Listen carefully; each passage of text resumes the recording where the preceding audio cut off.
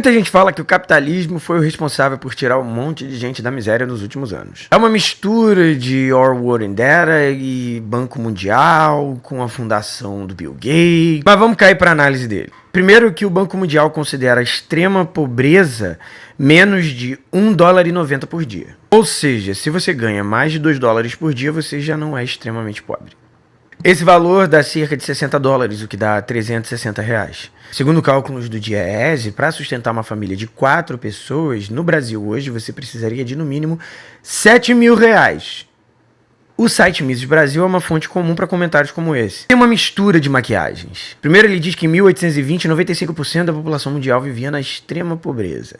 E hoje são menos de 10% das pessoas. Primeiro é o seguinte, quem colocou essas pessoas na pobreza em 1820, se não o movimento colonial da Europa de invadir o mundo inteiro e roubar terras e recursos das pessoas? Se não foi esse exatamente o movimento que deu o acúmulo primitivo de capital que possibilitou aos europeus criarem o capitalismo. É óbvio que essas pessoas vão entrar nesse sistema pobres, porque elas estão sendo invadidas, expropriadas e estão sendo forçadas a participar de um sistema que elas não queriam participar. Ou pelo menos não queriam participar daquele jeito. Eram, na sua maioria, sociedades autossuficientes em que as pessoas socializavam os meios de produção, ou seja, geriam juntas a produção de alimento, água, a terra, ou seja, elas tinham acesso a tudo que elas precisavam para viver.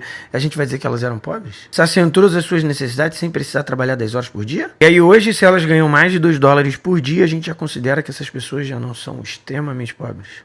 Outro dado que o Mises Brasil joga é que desde 1980, 1 bilhão de pessoas saíram da miséria por causa do capitalismo. Mas a primeira pergunta, novamente, é: quem jogou essas pessoas na miséria, se não o capitalismo? A maior parte dessas pessoas saiu da miséria por causa da China, foram cerca de 800 milhões nesse período.